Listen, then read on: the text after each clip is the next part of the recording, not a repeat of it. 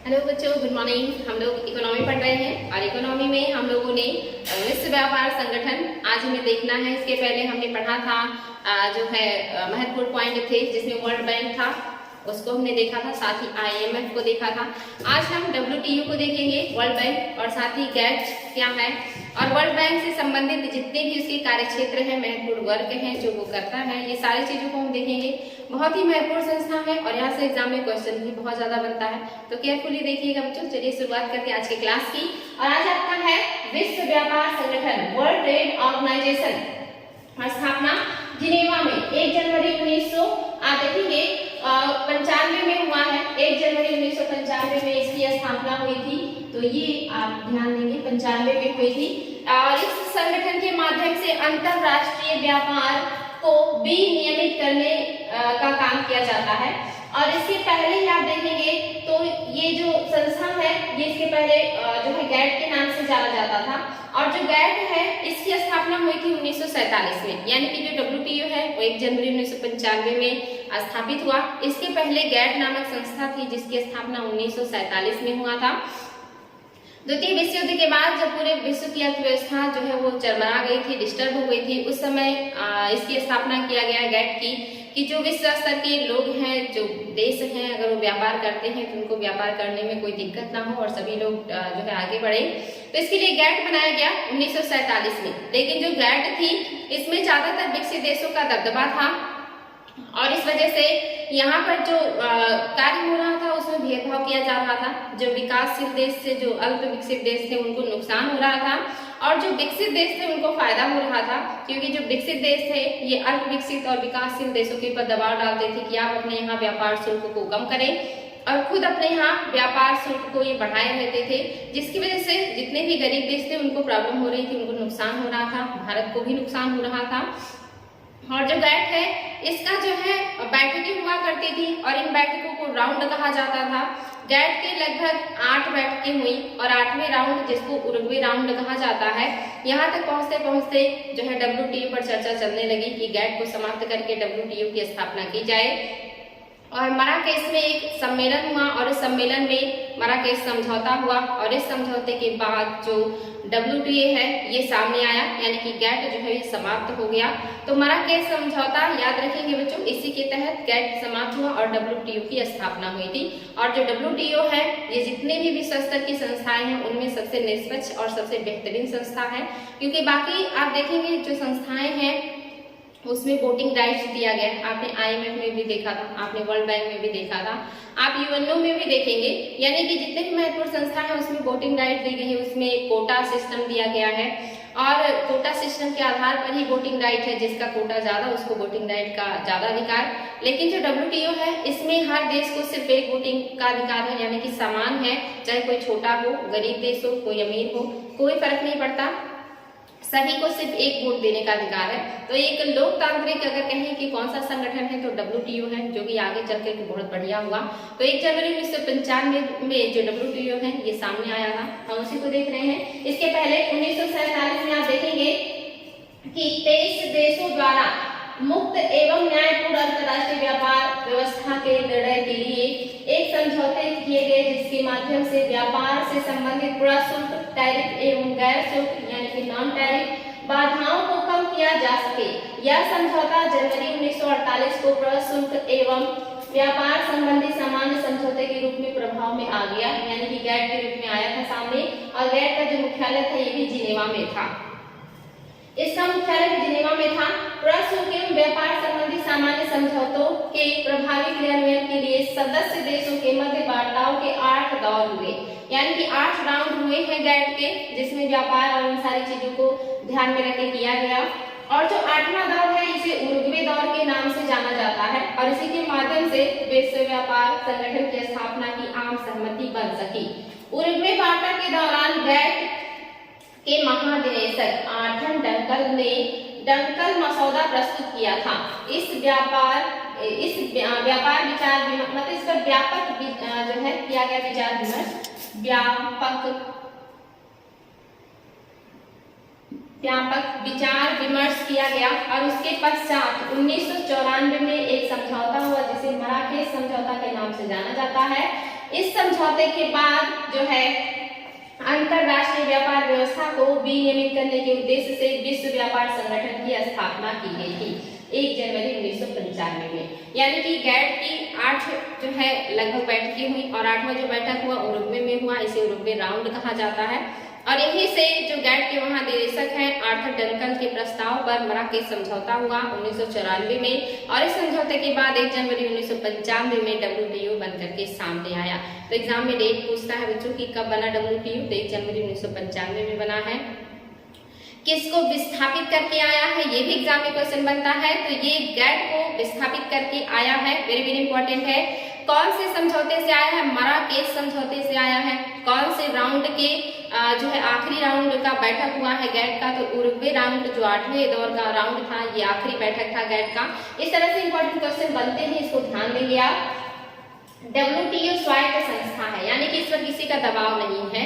ये UNO और अन्य संस्थाओं के अधीन नहीं है, ये स्वतंत्र संस्था है जो सदस्यों के मध्य आपसी आम सहमति के आधार पर कार्य करता है। इसमें जो सदस्य हैं उनकी आम सहमति होना चाहिए, तभी ये वर्क करेगा और जिस तरह से लोग चाहेंगे वैसा ही वर्क यहाँ पे होता है। जो वर्ल्ड बैंक और IMF की तरह ये UNO का संबंधित नहीं है, यानी कि जो वर्ल्ड बैंक है और IMF है ये UNO से संबंधित संस्थाएं हैं, लेकिन जो WTO है ये स्वायत्त संस्था है, इसका UNO से कोई लेना देना नहीं है। आगे है बच्चों कि यूरोपीय संघ को लेकर 164 सदस्य देश WTO में हैं, यानी कि यूरोपीय संघ भी शामिल है। तो यूरोपीय संघ को लेकर के टोटल 164 सदस्य जो हैं वो WTO के सदस्य हैं। अफगानिस्तान नवीनतम सदस्य है WTO का, जो 2016 में शामिल हुआ था। और आप देखेंगे इसके जो महानिदेशक है वर्तमान में ये नाइजीरिया की अंकोजी एबेली, ये है महानिदेशक वर्तमान में WTO के। आगे है WTO और गैट में क्या अंतर है, क्योंकि गैट तो अब रहा नहीं, लेकिन कौन सी चीजें हैं जो परिवर्तित करके WTO आया है या कौन सी बातें हैं जो WTO में गैट से बेहतर व्यवस्था किया गया है, तो देख लेते हैं। पहला है WTO वस्तुओं, सेवाओं और बौद्धिक संपदा अधिकारों के व्यापार से संबंधित है। यानी कि जो WTO है यहाँ पे सिर्फ वस्तुओं का ही व्यापार नहीं होता, यहाँ पे वस्तुओं साथ में सेवाओं और बौद्धिक संपदा से संबंधित जो भी चीजें बनती हैं वो सारी चीजों का व्यापार WTO के तहत किया जाता है। लेकिन जो गैट है इसमें केवल वस्तुओं का व्यापार ही होता था, ये भी इंपॉर्टेंट है बच्चों। गैट में सिर्फ वस्तुओं का व्यापार होता था, बौद्धिक संपदा अधिकारों और सेवाओं का व्यापार नहीं होता था, लेकिन WTO में इसका क्षेत्र विस्तार किया गया है। WTO में व्यापार विवाद की प्रक्रिया मौजूद है, लेकिन गैट में ऐसा कुछ नहीं था। यानी कि अगर कोई विवाद होता है तो WTO में उसका निपटारा भी किया जाएगा, उसका सुनवाई भी किया जाएगा, लेकिन गैट में इस तरह की कोई व्यवस्था नहीं थी। इसके अलावा गैट के प्रावधानों के अंतर्गत संविदाकारी पक्षों को अपने नियम कानूनों में परिवर्तन की अनिवार्यता नहीं है। यानी कि जो संविदाकारी देश हैं जो इसकी सदस्यता ग्रहण किए हुए हैं, अगर उनके नियम कानून व्यापार के विरुद्ध है तो उनको संशोधन करना पड़ेगा, ये बाध्यकारी है। लेकिन गैट में कोई भी नियम कानून अगर गैट के द्वारा लागू किया जाता था तो वो बाध्यकारी नहीं था, लोगों के जो है मन पे छोड़ दिया जाता था कि अगर उन्हें फॉलो करना है तो करें, ना फॉलो करना हो तो ना करें। लेकिन जो WTO के नियम कानून है ये लोगों के लिए बाध्यकारी होते हैं, चाहे वो संविदा आधारित देश ही क्यों ना हो। तो ये इस तरह के कुछ महत्वपूर्ण पॉइंट है जो कि आपको बताया कि WTO का जो विस्तार है वो कितना ज्यादा है और कितना बढ़िया है। और वही जो गैट था ये काफी संकीर्ण जो है चीजों को लिए हुए था, इसलिए इसको समाप्त करना पड़ा। WTO की संरचना कैसी है, तो WTO की जो संरचना है ये बहुस्तरीय है। इसके सर्वोच्च स्तर पर मंत्री स्तरीय सम्मेलन होता है, यानी कि ये बहुस्तरीय है, कई स्तरों का इसमें समावेश पाया जाता है, जिसमें जो सबसे ऊंचा स्तर है या जो सबसे महत्वपूर्ण है वो मंत्री परिषदीय स्तर का जो सम्मेलन होता है, मंत्री स्तरीय सम्मेलन ही इसका सर्वोच्च जो संरचना है, जो संगठन का शीर्ष निर्णय लेने वाला निकाय है। यानी कि WTO से संबंधित जितने भी महत्वपूर्ण निर्णय होंगे वो मंत्री परिषदीय जो संगठन है वो लेगा, और यही इसका सर्वोच्च निकाय भी है। इसका आयोजन प्रत्येक 2 वर्ष पर किया जाता है। ये इंपॉर्टेंट है कि जो मंत्री स्तरीय सम्मेलन है इसका आयोजन कितने वर्ष पर होता है, तो प्रत्येक 2 वर्ष पर इसका सम्मेलन किया जाता है। 10 सम्मेलन हो चुके हैं अभी तक, WTO के अभी तक 10 सम्मेलन हो चुके हैं, और जो 11वां सम्मेलन था ये 17 में ब्यूनस आयर्स में हुआ, यानी कि टोटल 11 सम्मेलन हो चुके हैं। ब्यूनस आयर्स में 11वां सम्मेलन हुआ 2017 में किया गया था।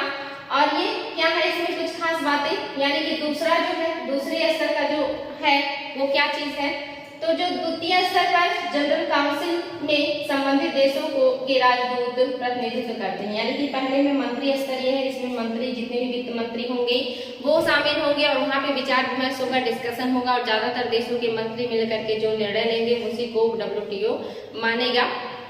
और दूसरे स्तर का जो सम्मेलन होता है, इसमें जो उनके सदस्य देश हैं उनके राजदूत शामिल होते हैं और जो राजदूत मिलकर के निर्णय लेंगे उसमें जो सबसे ज्यादा आप देखेंगे कि बहुमत में होगा उसी को माना जाएगा। तो दूसरे स्तर का जो सम्मेलन होता है ये होता है राजदूतों का सम्मेलन। इसमें सभी देश के राजदूत जो राजदूत हैं ये प्रतिनिधित्व करेंगे WTO में। और जो तीसरे स्तर का सम्मेलन है या निकाय है, ये विवाद निपटान है। यानी कि अगर किसी देश के बीच व्यापार से संबंधित डिस्प्यूट होता है, विवाद होता है, तो उसका निपटारा भी किया जाएगा विवाद निपटान निकाय में। WTO का एक तीसरा स्तर है जहाँ पर विवादों का निपटारा किया जाता है। आपने देखा था हाल ही में ट्रेड वार चल रहा था अमेरिका और चीन के मध्य और इसमें काफी समय तक जो है डिस्टर्बेंस भी क्रिएट हुआ था। तो इसका जो निपटारा होगा वो विवाद निपटान निकाय में होगा। इसके बाद व्यापार नीति समीक्षा निकाय, यानी कि व्यापारियों की जो नीतियां हैं, जो जिस भी व्यापार चल रहा है वो नीतियां प्रासंगिक हैं या नहीं, उनको हटाया जाना चाहिए, नई नीतियां लाई जानी चाहिए, इन सब के बारे में डिस्कशन कौन करता है या इसके लिए कौन कार्य करेगा, तो व्यापार नीति समीक्षा निकाय। इसीलिए सारे व्यापारियों के जितने भी व्यापार संबंधी नियम हैं उनके ऊपर डिस्कशन किया जाएगा और उनके लिए नीतियां बनाई जाएंगी, उसका समीक्षा किया जाएगा। तो इस तरह से महत्वपूर्ण 4 स्तर है। हालांकि बहुस्तरीय मीन्स होता है, जो महत्वपूर्ण 4 स्तर है वो आपने देखा, एक तो मंत्रिपरिषद स्तर, दूसरा राजदूतों का डिस्कशन स्तर और तीसरा आपने देखा विवाद निपटान संबंधी और चौथा आपने उसके लिए जो नियम कानून बनाए जाएंगे उस तरह का जो भी डिस्कशन होगा यहाँ पे होगा। तो ये WTO की संरचना है, ध्यान देंगे बच्चों। आगे है विश्व व्यापार संगठन के सिद्धांत। कौन से सिद्धांत हैं जिस पर विश्व व्यापार संगठन कार्य करता है? हर जो भी कार्य होता है उसके कुछ सिद्धांत होते हैं और उसके आधार पर कार्य किया जाता है। तो WTO का सिद्धांत क्या है? तो पहला है गैर भेदभाव, यानी कि ये किसी तरह का भेदभाव नहीं करेगा, चाहे अल्प विकसित देश के लोग हो या विकसित देश के लोग हो या विकासशील देश के लोग हो। अगर वहाँ पे व्यापार हो रहा है तो सभी के साथ निष्पक्षतापूर्ण व्यवहार किया जाएगा। जो भी नियम कानून होंगे वो सबके लिए एक समान होंगे, सबके लिए बाध्यकारी होंगे। जो भी एक्शन लिया जाएगा सबके लिए समान लिया जाएगा। यानी कि ये गैर भेदभावपूर्ण कार्य करता है WTO और ये वाकई में सही है।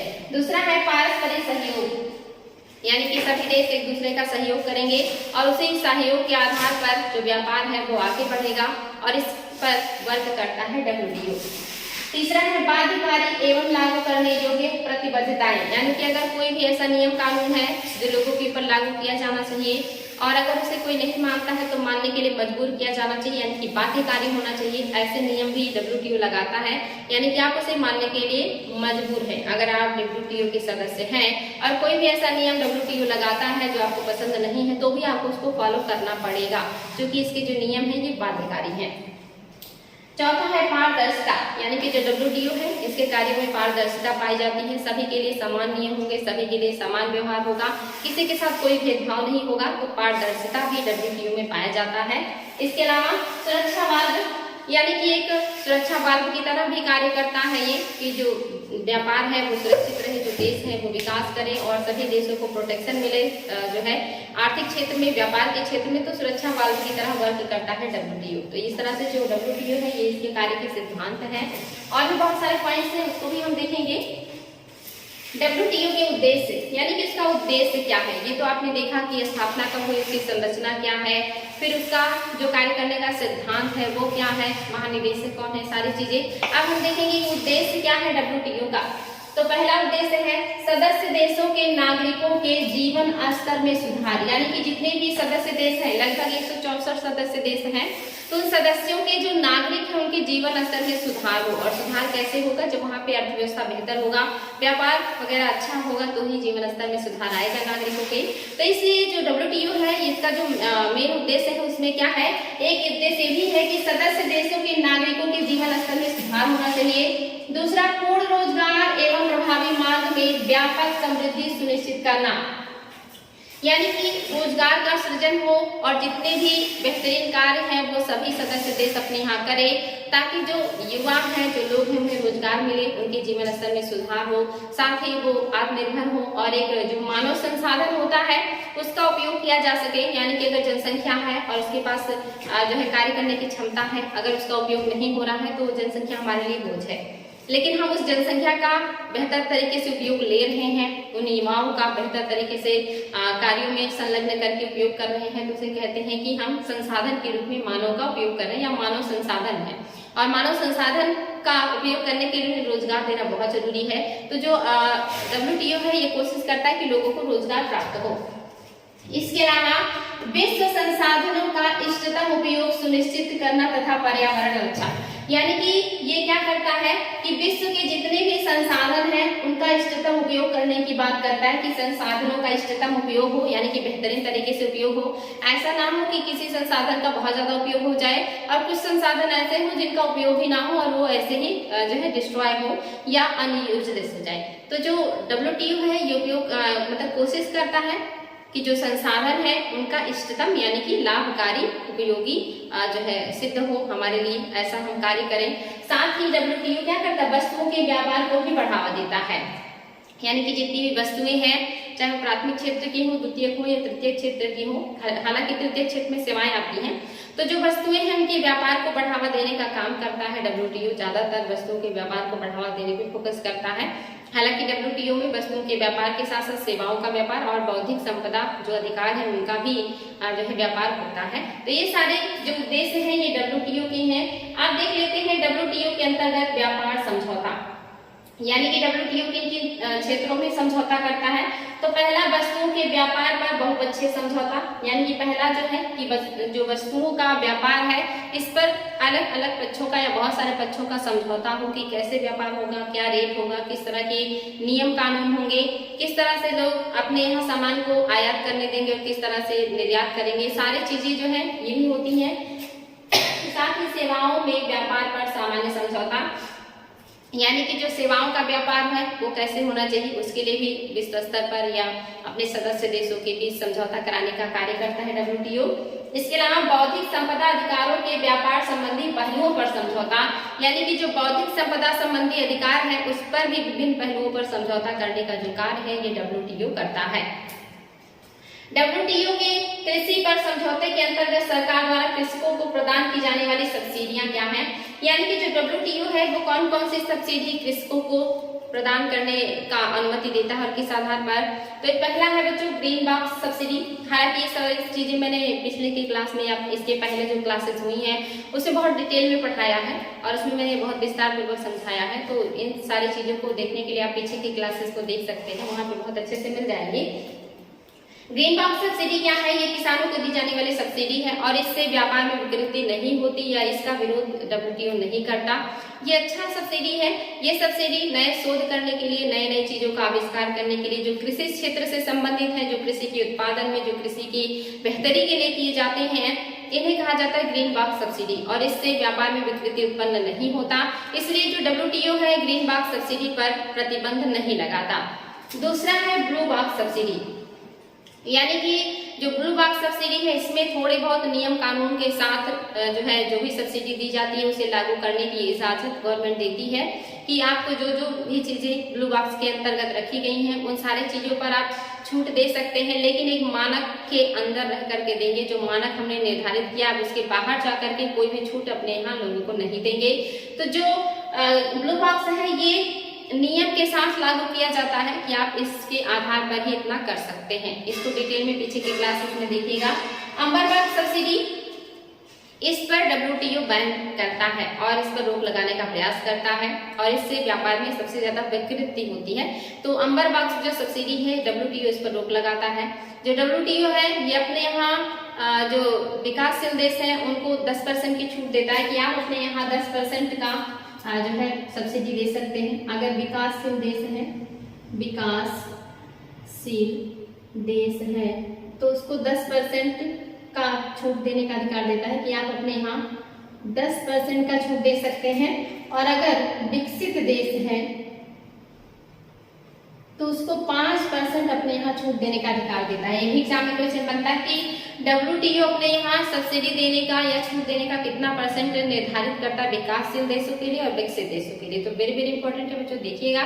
हम यहाँ आपको बहुत शॉर्ट में बता रहे हैं क्योंकि पहले की क्लास में मैंने बहुत डिटेल में डिस्कशन किया हुआ है।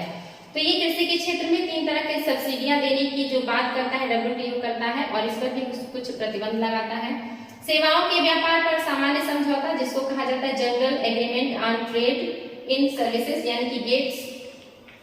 सेवाओं के व्यापार के लिए WTO के अधीन एक महत्वपूर्ण अंतर्राष्ट्रीय समझौता है। यह उरुग्वे दौर की वार्ता का परिणाम है, यानी कि जो आया है गेट्स सामने ये उरुग्वे दौर के जो है समझौते का ही परिणाम है और 1 जनवरी 1995 से लागू हुआ, यानी कि जब से WTO आया तब से ये लागू हो गया। क्योंकि इसके पहले सेवाओं का व्यापार नहीं होता था तो फिर ये लागू ही नहीं था, लेकिन 95 में WTO आया तो ये लागू हो गया। उद्देश्य क्या है? अंतरराष्ट्रीय व्यापार नियमों की विश्वसनीय प्रणाली का निर्माण, यानी कि जो अंतरराष्ट्रीय व्यापार के नियम है उसमें विश्वसनीय प्रणाली है, जो मतलब चीजें निर्धारित की गई हैं वो बेहतरीन तरीके से वर्क करे। सेवाओं के क्षेत्र में भी ये इनका उद्देश्य है। साथ ही सभी हितधारकों को निष्पक्ष और न्याय संगत समाधान प्रदान हो, यानी कि जितने भी सदस्य देश हैं जो अपनी सेवाओं का निर्यात कर रहे हैं विश्व में, उनके हितों की रक्षा हो, उनके हितों को भी ध्यान रखा जाए। अगर कहीं किसी देश के द्वारा उनके हितों का जो है नुकसान पहुंचाया जा रहा है तो उसको भी ये क्या करेंगे? कंट्रोल करेंगे। बाध्यकारी नीतियों के माध्यम से आर्थिक गतिविधियों को की गति प्रदान करना, यानी कि बाध्यकारी नियम लगा करके जो आर्थिक गतिविधियां हैं उसे गति प्रदान करने का कार्य करेंगे ताकि जो देश है, जो विश्व है, ये आगे बढ़े और सभी देशों का विकास हो। तो इसलिए इस तरह का कार्य करेंगे। साथ ही प्रगतिशील उदारीकरण के माध्यम से व्यापार एवं विकास को बढ़ावा देना, यानी कि उदारीकरण तरीके से जो कार्य है या जो सेवाएं हैं, जो वस्तुओं का या इन सारी चीजों का जो व्यापार होता है उसमें उदारीकरण हो ताकि जो देश है वो अन्य देशों में भी अपनी चीजों को बेच सके, वहां से खरीद सके, ताकि जो व्यापार है सुगमता पूर्वक चल सके। तो इस तरह के उद्देश्य हैं जो गेट्स है, सेवाओं से संबंधित व्यापार है। और जो तीसरा था ये था बौद्धिक संपदा अधिकारों के व्यापार संबंधी पहलुओं पर समझौता, यानी कि WTO में 3 तरह का है, एक तो वस्तुओं का है, दूसरा सेवाओं का है, तीसरा बौद्धिक संपदा अधिकारों के व्यापार संबंधी पहलुओं का समझौता है जिसे ट्रिप्स कहते हैं। तो ये भी इंपॉर्टेंट है बच्चों। क्या है इसमें? ट्रिप्स के माध्यम से निम्न को संरक्षण दिया जाता है, यानी कि जो बौद्धिक संपदा अधिकार के व्यापार संबंधी पहलुओं का समझौता है, इसके अंतर्गत जो बौद्धिक संपदा है अधिकार है इसमें बहुत सारी चीजों को जो है दिया जाता है कि आप इन सारी चीजों का व्यापार कर सकते हैं, इन सारी चीजों को अपने यहाँ लागू कर सकते हैं। तो कौन सी चीजें हैं जिनको ट्रिप्स के माध्यम से संरक्षण दिया जाता है? तो ट्रिप्स के माध्यम से संरक्षण दिया जाता है, पहला है कॉपीराइट तथा संबंधित अधिकार, यानी कि अगर कोई व्यक्ति कोई नई कविता, कोई नई कहानी, कोई नया स्क्रिप्ट, कुछ ऐसी चीजें लिखता है जो अभी तक किसी ने नहीं लिखा था या पहली बार कोई नया आविष्कार कर रहा है लेखनी के क्षेत्र में, तो उसे अपने उस लेखनी पर अधिकार मिलना चाहिए। वो अगर चाहे तो किसी को दे और अगर ना चाहे तो ना दे। वो पैसे के बदले में भी दे सकता है, नाम के बदले में भी दे सकता है, और अगर ना देना चाहे तो कोई बिना उसकी मर्जी के उसे ले नहीं सकता। इसी को कहते हैं कॉपीराइट से संबंधित अधिकार। दूसरा है भौगोलिक संकेतक। ये ऐसा जो है अधिकार है जो किसी एक व्यक्ति को नहीं मिलता है बल्कि पूरे के पूरे क्षेत्र या एरिया को ही मिलता है। इसी को कहते हैं भौगोलिक संकेतक, यानी कि जियोग्राफिकल इंडिकेशन। जैसे लखनऊ का चिकन, तो पूरे लखनऊ के लोग जो है उसको प्राप्त करेंगे। जैसे आगरे का पेठा, यानी कि पूरे आगरे के जो लोग हैं, जितने भी उद्योगपति हैं, वो सभी लोग अपने पेठे को इसके तहत निर्यात करेंगे, आयात करेंगे, सारे पेठे इसमें आएंगे। जैसे पश्चिम बंगाल का रसगुल्ला, या हल्दी, सांगली हल्दी, या जो है ले लेंगे जो असम का चाय है, चाहे आप बिहार की लीची, मतलब जो भी लेंगे आपको उसमें एक व्यक्ति को नहीं मिलता ये संकेतक, ये पूरे क्षेत्र को मिलता है, एरिया को मिलता है, और वहाँ के सभी लोग इसका उपयोग करते हैं। तो इम्पोर्टेंट है बच्चों, ये भौगोलिक संकेतक भी है, यानी कि वस्तुओं पर मिलने वाला संकेतक है। और तीसरा है औद्योगिक डिजाइन, यानी कि कोई ऐसा डिजाइन जो कोई उद्योग बनाता हो। जैसे हम ब्रांडेड सामान लेते हैं तो हर ब्रांड का एक सिंबल होता है और उसी सिंबल से हम उस ब्रांड को पहचानते हैं। जैसे अगर आप जूते वगैरह पहनते होंगे तो एडिडास का अलग सिंबल होता है, रेड चीफ का अलग सिंबल होता है, या कोई जो है सामान लेते हैं जो कि अलग अलग कंपनियों का उस पर कोई ना कोई सिंबल बना रहता है, या सुगंध से पहचानते हैं हम, या उसकी जो है डिजाइनिंग से पहचानते हैं। तो ये सब क्या होता है, ट्रेड का एक मार्क होता है कि उसे कोई और नहीं ले सकता। कोई भी अपनी कंपनी एक नया सिंबल बनाती है और उस सिंबल को उसे प्रदान कर दिया जाता है। कोई सिंबल को दोबारा दूसरा व्यक्ति इस्तेमाल नहीं कर सकता बिना उस कंपनी के इजाजत के। तो ये जो होती है इसे औद्योगिक डिजाइन कहते हैं। और ज्यादातर जो ब्रांडेड चीजें होती हैं उनका अपना अपना डिजाइन होता है, इसी को कहते हैं औद्योगिक डिजाइन। ये भी प्रदान किया जाता है। और चौथा है पेटेंट, यानी कि अगर आप कोई भी चीज बनाते हैं तो आपको उस पर पेटेंट मिलना चाहिए। कोई भी आप कलाकृति बना रहे हैं, कोई फिल्म बना रहे हैं, कोई और भी आविष्कार कर रहे हैं, आप कोई दवा बना रहे हैं, या कोई आप अनुसंधान करके नई साइंटिफिक चीजों का खोज कर रहे हैं, तो उस पर पेटेंट दिया जाता है कि आप इस पर सिर्फ आपका अधिकार है, जो कि आपने इसको आविष्कार किया है, दुनिया में पहली बार आप लेकर के आए हैं, अपने दिमाग का उपयोग करके, अपने संसाधनों का उपयोग करके, तो आपका अधिकार है। आप इसे बेचना चाहे तो बेचे, ना बेचना चाहे तो ना बेचे, और इससे आपसे कोई छीन नहीं सकता। अगर कोई व्यक्ति दूसरा उसका कॉपी करता है तो उसे सजा दी जाएगी। इसीलिए कहते हैं पेटेंट। ट्रेडमार्क, यानी कि ये भी क्या है, ट्रेडमार्क जैसे आप देखते हैं ट्रेडमार्क होता है अलग अलग, इको मार्क और जो ICI मार्क, होल मार्क, ये सब क्या है, ट्रेडमार्क है कि कोई वस्तु है, जैसे सोना है, अगर होल मार्क है तो शुद्ध होगा।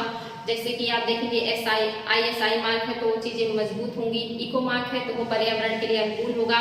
तो ये सारे मार्क जो लगाए जाते हैं, ये जिस पे लगे होते हैं पता चलता है कि वो जो उत्पाद है वो शुद्ध होगा, अच्छा होगा, मजबूत होगा।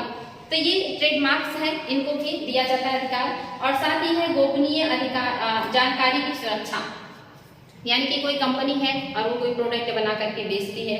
जैसे ले लेते हैं कि मैगी है, और जो मैगी है नेस्ले का, वो जो भी बना रहे हैं उसको जो मटेरियल होता है उसमें किस मात्रा में कौन सा मटेरियल मिला रहे हैं, ये चीज गोपनीय रखी जाती है कंपनी के द्वारा।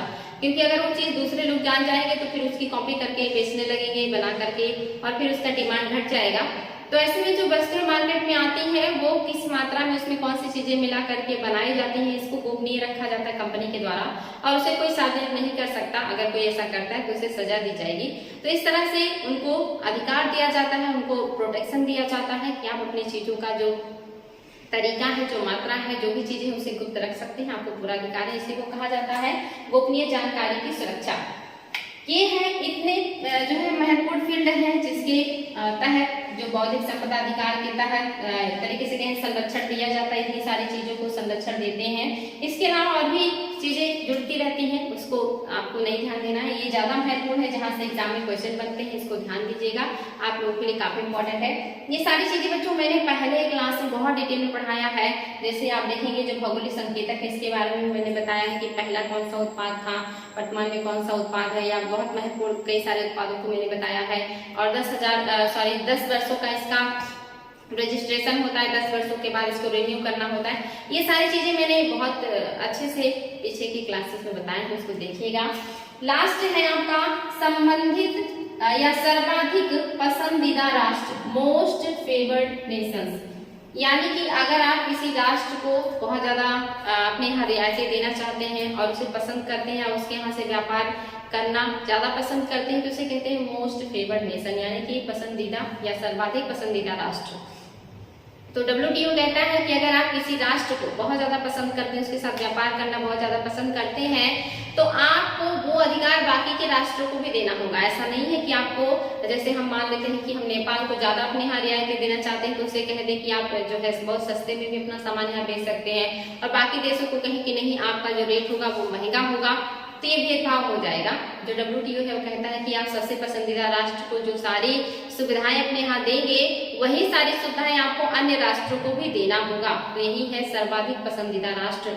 अगर कोई है और आप उसे सुविधा दे रहे हैं, तो विश्व के अन्य राष्ट्रों को भी आपको सुविधाएं मुहैया करानी पड़ेगी। तो इस तरह के जो नियम है ये WTO लगाता है। तो आज हमने देखा WTO को, GATT को, उससे संबंधित जितने भी कार्य हैं, जो भी महत्वपूर्ण पॉइंट है, वो सारे आप लोगों को बताए गए हैं। इसको बार बार रिविजन कीजिएगा बच्चों, और नोट जरूर कीजिएगा। नोट नहीं करेंगे तो भूल जाएगा, आपके नोट्स में रहेंगी चीजें, तो आसानी से ज्यादा दिनों तक याद रहेंगी। तो आज के लिए रहने देते हैं, कल नए संगठन के रूप में पढ़ेंगे। आज के लिए इतना ही, थैंक यू।